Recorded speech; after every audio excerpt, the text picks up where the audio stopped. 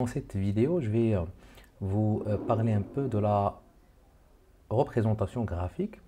On va aussi inspecter les données et puis on va surtout analyser avec des statistiques descriptives des données marketing.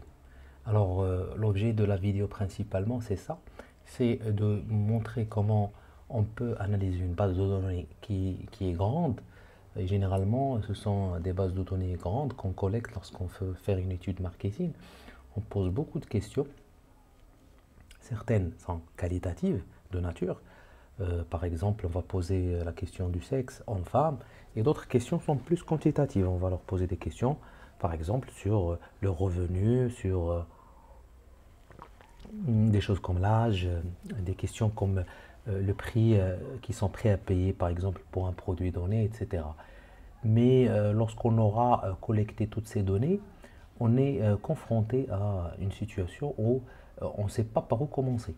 Et donc l'objet de la vidéo ici, c'est de montrer toute la splendeur et la force de R justement dans vraiment dans l'appréhension de la base et puis si vous voulez le début on va dire de l'analyse statistique parce que au début ce qu'il faut faire d'abord c'est vraiment de comprendre un peu la base et il n'y a pas mieux je pense que R pour faire ça parce que ça va nous permettre rapidement de connaître notre base client et puis si vous voulez de savoir vers où nous pouvons aller ensuite pour approfondir l'analyse. Donc c'est essentiel quand même pour commencer l'analyse statistique d'avoir des outils comme ça, rapides, qui nous permettent de comprendre notre base de données. Alors, je vais utiliser quelques fonctions basiques qui se trouvent sur R sans nécessairement appeler un package. Ensuite, je vais utiliser un logiciel, plutôt un package que je n'ai jamais utilisé, Lattice, franchement qui est essentiel pour l'analyse statistique lorsqu'on a une base de données assez large, et particulièrement pour des données marketing. Alors vous allez voir, c'est très pratique. Alors la base que je vais utiliser se trouve, c'est une base qui a été utilisée, simulée, ce n'est pas des données réelles, utilisée dans un livre qui s'appelle Art for Marketing Research and Analytics, deuxième édition. C'est un livre extraordinaire qui donne succinctement, ils ne vont pas très loin dans si vous voulez, l'exposition des concepts, mais ils sont très orientés, très pratiques sur l'utilisation de R. Et donc, ils utilisent quelques bases de données. Des fois, généralement, c'est des bases de données simulées. Quelquefois, ce sont des bases réelles. Donc, rapidement, si vous voulez installer la même chose, la même donnée, vous avez les mêmes données. Vous avez l'URL ici qu'il faut juste rajouter read CSV parce que c'est un fichier CSV. Alors, je vais appeler ça client. Ensuite, comme d'habitude, inspecter les données, bien sûr, ça c'est une règle. Alors, head pour voir les 6 premières lignes. Et là, on connaît déjà quelles sont les variables. Alors, on a l'âge, ici c'est le sexe, income, revenu, enfant. Alors, propriétaire ou pas de leur logement. Et puis, est-ce qu'ils ont souscrit ou pas à un abonnement particulier qu'on est en train de voir, si vous voulez, l'utilité ou bien plutôt l'attractivité de ce type d'abonnement. Ensuite, le segment auquel ils appartiennent. Alors, le segment, ce sont des segments que nous avons en tant que marque créés. Et donc, chaque client a un segment particulier. Les 6 premiers, accidentellement, si vous voulez, appartiennent à ce suburb, mix suburb qui veut dire bien sûr banlieue. Donc, je vais faire summary, bien sûr. Summary, ça me donne le 1000, le max, mais moyenne, médiane, etc.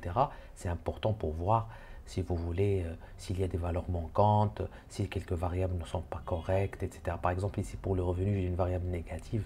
Mais quand je vous ai dit une valeur négative, comme j'ai dit, c'est une base qui est simulée. Donc, on n'a pas à corriger quoi que ce soit. C'est juste pour, bien sûr, le tutoriel.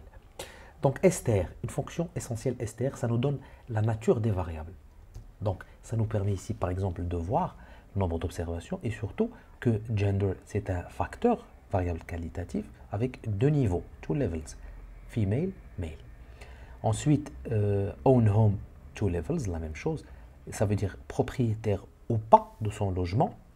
Et puis subscribe, ça veut dire est-ce qu'il a souscrit à l'abonnement avec 2 niveaux, no, yes, et puis le segment avec 4 niveaux. Alors là, ce qu'on comprend, c'est que c'est essentiel d'utiliser str lorsqu'on a une base de données, parce que même nous qui avons, si vous voulez, créé cette base de données, on oublie les types de variables et comment ils ont été importés par R. Et ça, c'est essentiel si je veux, bien sûr, euh, alors là, je ne sais pas pourquoi j'ai ça. Si on veut bien sûr changer par exemple la nature d'une variable, d'ailleurs je vais changer tout à l'heure, vous allez voir, je vais changer income, le revenu, je vais le rendre une variable qualitative. C'est très facile sur R, très très pratique et ça va nous aider à visualiser un histogramme, vous allez voir. Alors, names, alors je vais les rendre en français. Hein. Alors, j'ai juste fait la traduction en français, c'est très simple, names base, après je vais mettre le C entre les petites... comment on appelle ça, quotations, c'est-à-dire, j'ai oublié, les guillemets. Et entre les guillemets, on va mettre le nom de chaque colonne, de chaque variable. Après, regardez, je mets str, juste pour vous montrer que, effectivement, ça a été changé. Très bien. Donc là, on n'a rien fait. Alors, je vous conseille tout le temps d'utiliser les deux, inspecter les données d'abord, et puis changer des noms, si vous voulez, changer une variable en un facteur. Vous allez voir après, c'est pratique. Voilà, si une variable n'a pas été importée comme facteur, il faut la rendre avec des facteurs, avec levels. On aura le temps justement de créer des variables comme ça en fonction de la situation. Donc, ce qu'on va utiliser pour la première chose, alors si on veut comprendre par exemple, bien connaître la moyenne d'une variable, par exemple, en fonction d'une autre variable, c'est-à-dire en fonction d'un facteur, on va utiliser cette fonction qui s'appelle by, c'est très facile. Alors, ce qu'elle nous demande, c'est ça, la variable que nous voulons, pour laquelle nous voulons calculer une fonction. Alors, sur R, pour comprendre toujours une variable, on va mettre un point d'interrogation et le nom de la fonction juste après. Après, vous appuyez sur Entrée et vous allez trouver en bas ici toute l'explication. Alors, en fait, ce qu'il faut, c'est la base, data, c'est la base. Ensuite, c'est l'indice, c'est le facteur, la variable qualitative que vous voulez utiliser. Ensuite, c'est fan, c'est function, la fonction. Alors la fonction, comme j'ai utilisé, c'est le mean, qui est la moyenne, tout simplement. Alors, je lui ai dit de calculer la moyenne du revenu en fonction du segment. Regardez, il va bien sûr me donner le revenu par segment, parce qu'on a 4 segments. Rappelez-vous, alors segment, c'est où? C'est où? Voilà. Alors regardez, segment ici, s'il y a 4 niveaux, 4 levels, ça veut dire qu'on a moving up, etc. Automatiquement, il va me donner des moyennes. Ça, c'est important au début de savoir est-ce qu'on a la même moyenne par segment ou bien le revenu des gens, il change en fonction de segment. Et d'ailleurs, on constate qu'effectivement, il change. On est à 20 000 ici. Ici, on est à 62 000, 55 000, 53 000. Ce n'est pas le même revenu. Et donc, c'est essentiel d'utiliser cette fonction comme, si vous voulez, une fonction, une lecture, on va dire, de départ, une lecture a priori, avant d'aller un peu plus loin.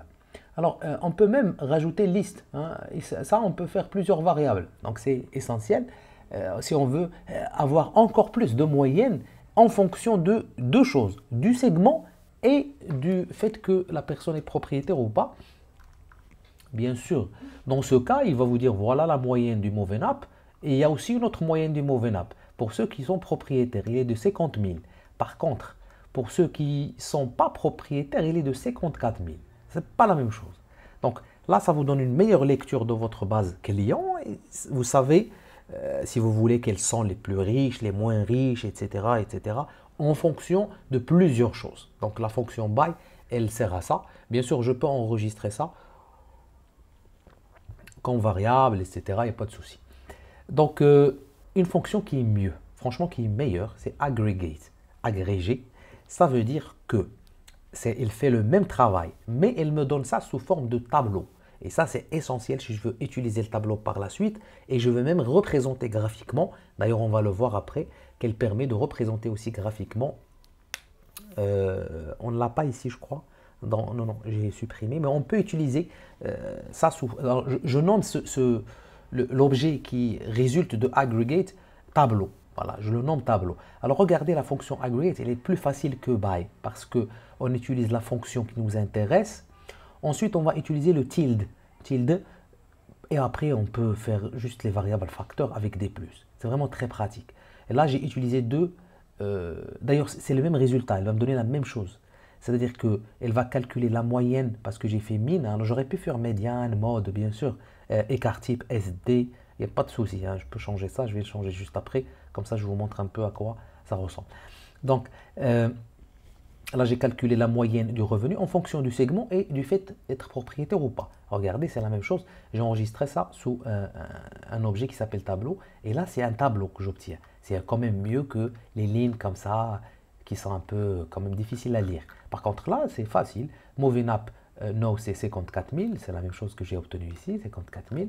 Et puis, moving up, regardez ici, propriétaire, 50 000. Moving up, own yes, 50 000. C'est les mêmes données, mais quand même avec un tableau, c'est plus pratique. Je peux le copier, le coller sur Excel si je veux lui faire une petite mise en page, etc.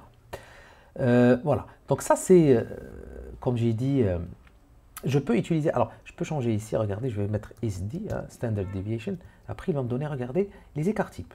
Là, c'est les écarts types. Bon, c'est pas pratique, les écarts types, quand même, pour des décideurs, des responsables. Ils vont pas s'intéresser à l'écart type. Mais je peux faire, par exemple, une médiane. Si la distribution n'est pas vraiment symétrique, n'est pas normale. Donc, à ce moment-là, la médiane est plus pratique, quand même, pour interpréter les données. Regardez, j'ai 54 000 ici, j'ai 53 000. Ce n'est pas le même chiffre, quand même. Donc, que ce soit la moyenne ou la médiane, ou le mode, dans certains cas, si je m'intéresse bien sûr à la catégorie la plus représentée, donc je peux utiliser le mode. Alors, voici, donc on a vu deux fonctions by, franchement, pas mal pour, comme j'ai dit, s'initier un peu à la base. Aggregate, c'est beaucoup mieux. Alors là, je peux rajouter une troisième variable, hein. Je peux rajouter une troisième, une quatrième, une cinquième, etc. Et, il faut qu'elle soit qualitative quand même. Ensuite, il va me calculer des moyennes ou des médianes ou des modes en fonction de toutes les possibilités que j'ai moi-même insérées dans le script. D'accord? Donc, aggregate, vraiment fondamental pour une analyse descriptive. Ensuite, on va utiliser une dernière fonction ici qui s'appelle with. Alors, with, ce qu'elle demande, regardez, si je fais ici with, elle va me donner alors, data, d'accord? Data, c'est-à-dire la base de données, tout simplement. Alors, c'est ce que j'ai fait. Ma base de données, rappelez-vous, il s'appelle client, il se trouve juste ici, ma base de données. Donc, après, je vais lui dire une expression. Alors, l'expression, elle va changer en fonction de la situation. Moi, ce que je vais mettre, c'est table. Ça veut dire un tableau de fréquence, tout simplement. C'est table, j'ai déjà utilisé cette fonction dans une vidéo précédente. Ensuite, je vais lui dire table de quoi? Alors, les variables qualitatives, parce que vous savez, pour un tableau de fréquence, il faut que les variables soient qualitatives, sinon ce n'est pas pratique. Si j'ai plusieurs valeurs quantitatives, je n'aurai pas quand même un tableau, j'aurai beaucoup de colonnes ou beaucoup de lignes, ça n'a aucun sens. Mais parce que segment c'est qualitatif et proprio c'est qualitatif, oui et non, alors là il va me donner tout simplement un tableau de fréquence, très pratique si je veux aussi l'utiliser pour Excel. Et puis, déjà là, ici pour l'analyse, je peux bien sûr voir que il y a, pour le premier segment Moving Up, il y a beaucoup plus de personnes qui ne sont pas propriétaires. Par contre, lorsque je passe à ce Travelers, par exemple, les voyageurs, regardez, j'ai beaucoup plus qui sont propriétaires de leurs biens. Donc, qu'est-ce que je vois? Qu'il y a un lien entre la variable propriétaire ou pas, propriétaire on va dire, et le segment. Donc, il y a un lien entre ces deux variables. Alors ça, je peux le tester, bien sûr, statistiquement avec le Ki2. Le test de Ki2, on va le faire dans une vidéo qui va venir. On va essayer de voir ça. Mais le plus important, comme j'ai dit, on est dans la description. Le plus important, c'est de voir quelles sont les possibilités qui s'offrent à moi en tant que chercheur, etc., pour voir ce que je peux faire par la suite. Alors, une autre table, ou un tableau plutôt, plus intéressant, c'est Prop Table. C'est tout simplement le tableau de fréquence relative. Et là, vous allez utiliser table toujours, mais juste avant, vous allez utiliser prop table, avant table. Ensuite, vous lui dites margin, c'est-à-dire, est-ce que vous voulez calculer par ligne? Vous faites 1. Si vous voulez calculer les fréquences relatives par colonne, sur le total de la colonne, vous allez utiliser ici 2. Donc moi, je vais faire 1 pour avoir une analyse par ligne. Parce que le total de la ligne, ça va être toujours 1 ici. Regardez, 0,802, 0,25, 0,75, etc. Pourquoi? Parce que j'ai utilisé margin equal 1. Alors là, c'est plus intéressant. Alors c'est les mêmes données qui se trouvent ici. Mais le tableau de fréquence relative, quand même, il est plus pratique à lire. Et je vois où se trouve le plus de propriétaires. Et tout à fait, je vois que les travelers, par exemple, 75% sont propriétaires contre 25, 80% de ceux qui ne sont pas propriétaires des urban heap, etc., etc. Donc ici, prop table, quand même plus pratique que table lorsque j'ai des chiffres un peu difficiles et surtout lorsque j'ai beaucoup de catégories. Ce n'est pas le cas ici, mais ça peut être le cas dans d'autres situations. Voilà. Donc on a vu by, franchement essentiel. Première lecture, aggregate, beaucoup mieux. Et ensuite, with. With pour calculer par exemple des tableaux de fréquence et des tableaux de fréquence relative. Ensuite, on va passer à la représentation graphique. Alors, on va utiliser, d'habitude, j'utilise ggplot ou les fonctions de base. Lattice, franchement, pour l'analyse descriptive des données, de grandes bases de données, il est vraiment magnifique. Vous allez voir, alors il faut appeler le package. Ensuite, vous mettez histogramme. Alors, la fonction s'appelle histogramme. Alors, en fait, elle fonctionne comme ça. Le tilde, comme dans la régression linéaire ou comme ici pour aggregate. Mais vous faites le tilde juste avant. Le tilde de quoi? Vous lui dites la variable qui se trouve sur X, l'axe des X, les abonnés par exemple ici, oui et non. Et vous rajoutez une sorte de... Alors en fait c'est comme ici sur mon clavier ça fonctionne avec le command Shift et L. Et ça veut dire par abonné et, d'accord, et en fonction du segment, d'accord, data clients. Ça c'est vraiment facile. Alors vous faites la même chose ici. Si vous voulez voir un peu les différentes fonctionnalités, vous faites histogramme de Lattice. Voilà le package Lattice. Il va vous montrer un peu comment on peut utiliser cette base de données. Vous avez des exemples normalement en bas. Voilà. Donc vous avez ici height, etc. Et vous faites la même chose data. Comment s'appellent les données. Si vous voulez rajouter des limites sur les axes, endpoints, etc., etc. Xlab pour le titre de l'axe des X. Ylab si vous voulez un titre pour Y, etc., etc. Donc, je ne vais pas faire ça, juste pour gagner un peu d'espace. Donc, voilà, histogramme, regardez. Là, il vous donne un histogramme. Et là, c'est plus intéressant parce que, bien sûr, lorsqu'on a une base de données où il y a beaucoup de chiffres, beaucoup de variables, bien sûr, la représentation graphique va nous faciliter, nous, à bien lire. Et là, qu'est-ce qu'on voit? On voit effectivement que c'est la même tendance toujours, que ceux qui ne sont pas propriétaires sont le plus représentés, quel que soit le segment auquel ils appartiennent. D'accord? Alors, on va essayer de pousser un peu cette analyse un peu plus loin parce qu'il ne faut pas se limiter à deux variables. Des fois, c'est plus intéressant d'aller vers une troisième variable et voir est-ce qu'effectivement, il y a des changements à l'intérieur, on va dire, ou là, entre les variables. Donc là, je vais faire par sexe. Regardez, c'est la même chose. Hein, j'ai fait par sexe le segment. Est-ce qu'il y a une différence en fonction des sexes? Oui. Par contre, ici, il y a vraiment une différence. Il y a beaucoup plus de femmes qui sont dans ce segment, beaucoup moins d'hommes dans celui-là, un équilibre entre les hommes et les femmes dans ces deux segments. Ça c'est intéressant pour moi en tant qu'entreprise, en tant que marque. Je dois savoir comment, bien sûr, je peux orienter mes clients, quels sont les clients que je dois cibler, etc.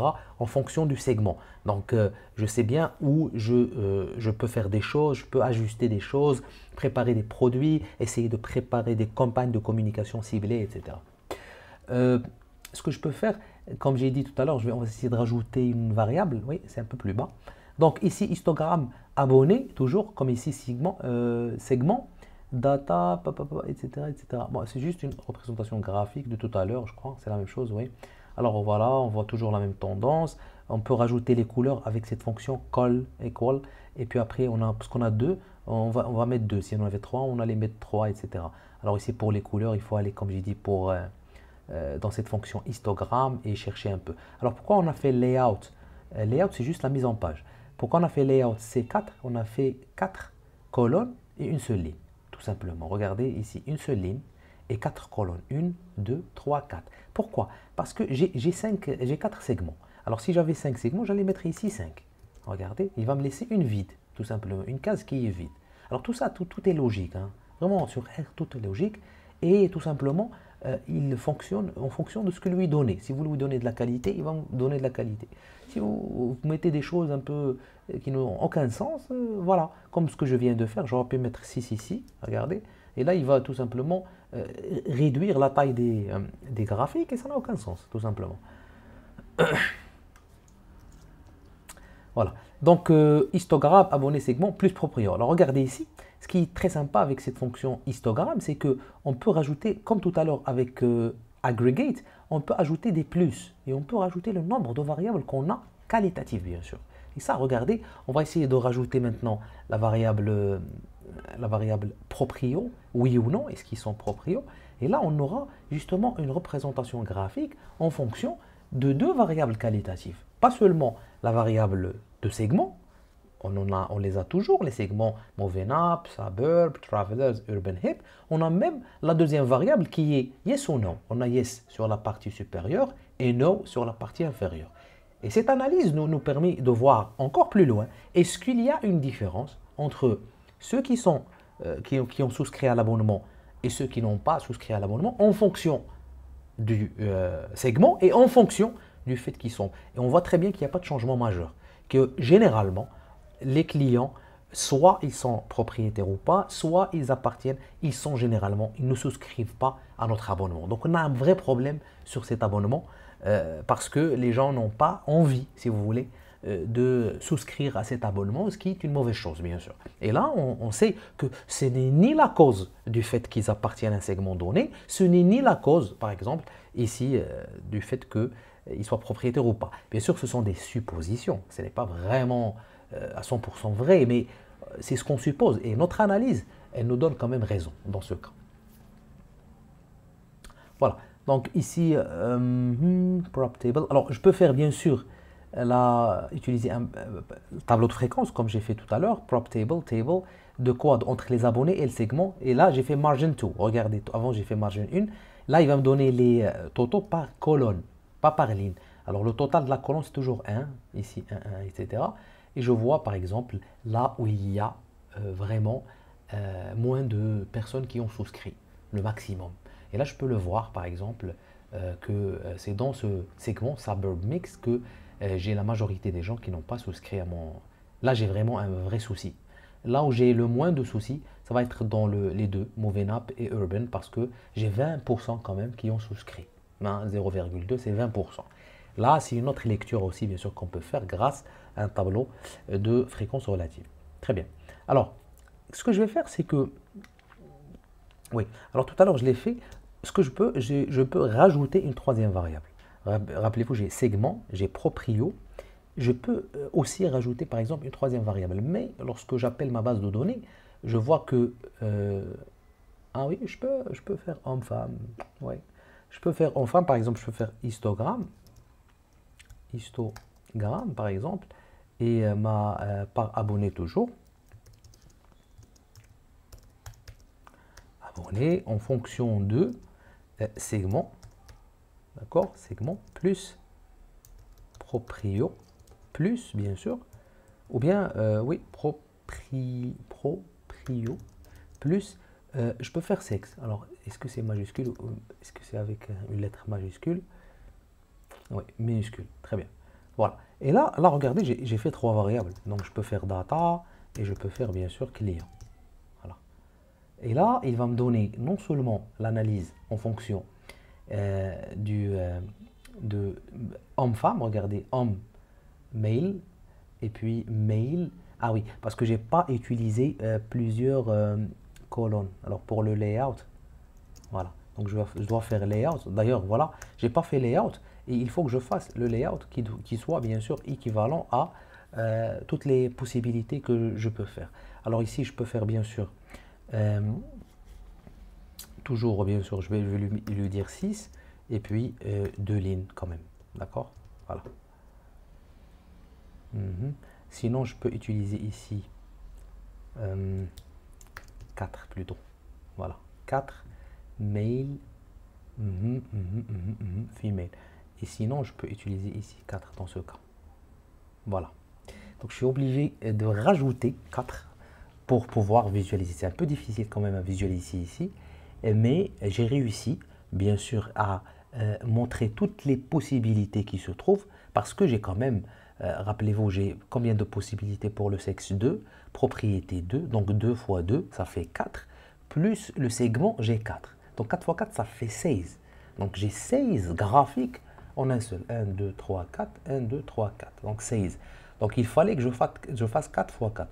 Alors ça c'est simple, c'est juste un principe multiplicatif. Je multiplie le nombre de possibilités.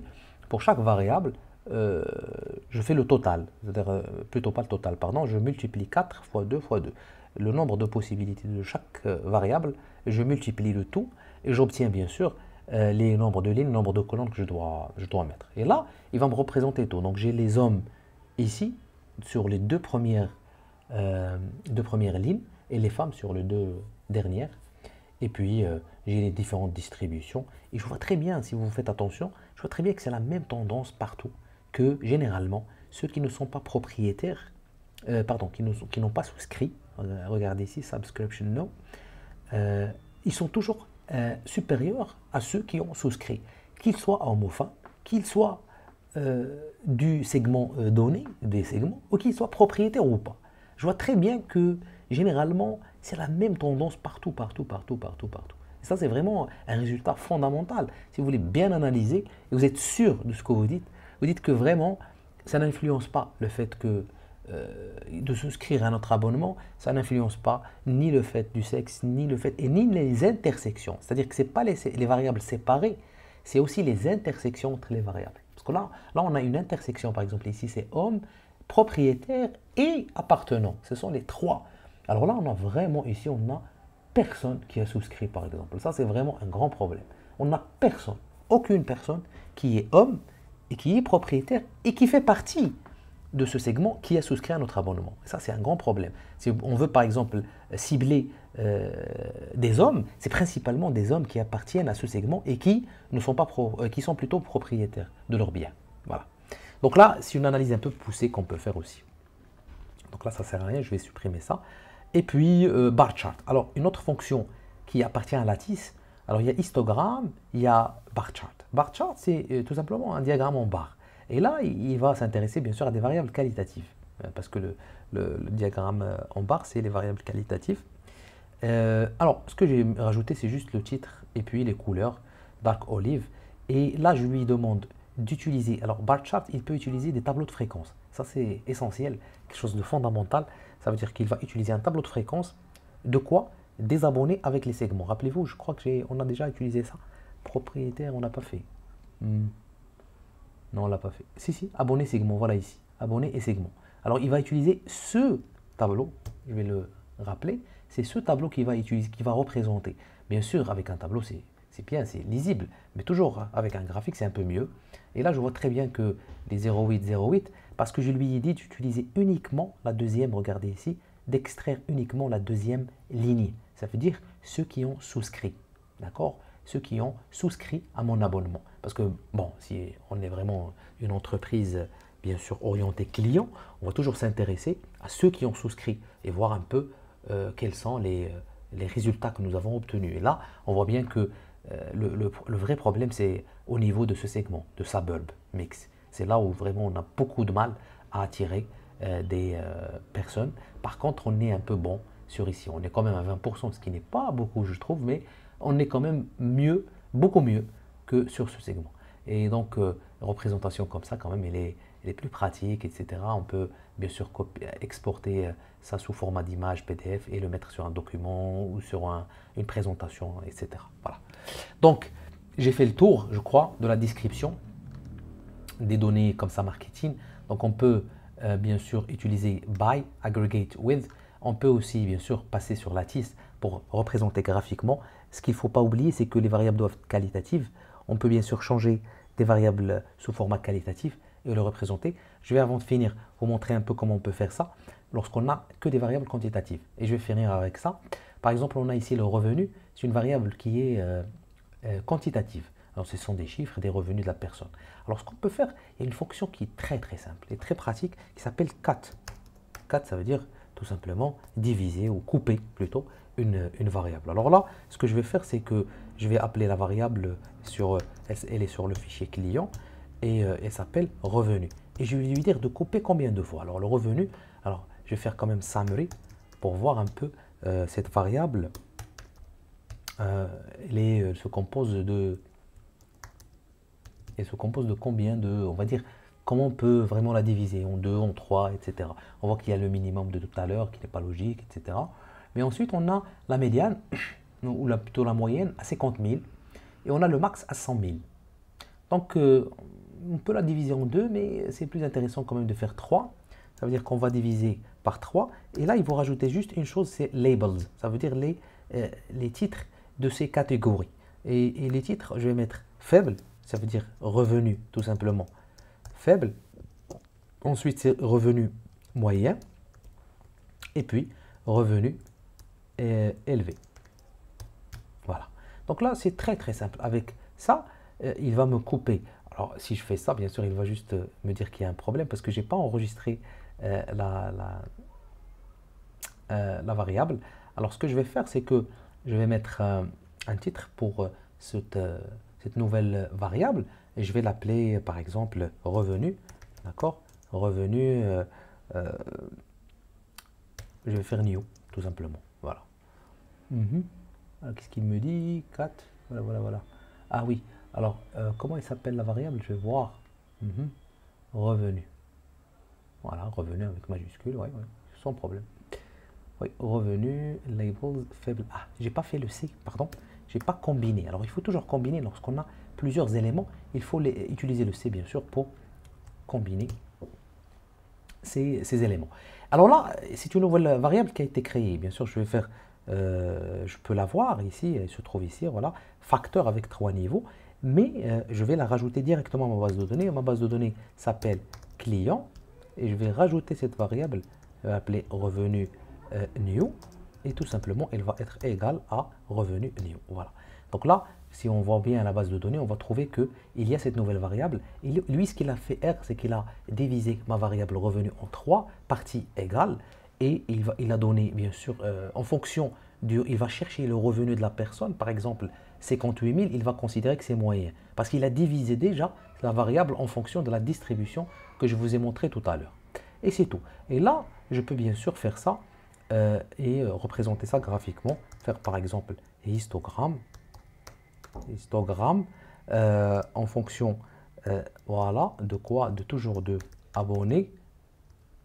Et puis, je peux par exemple mettre ici client, non, pardon, revenu new, et puis data, c'est client.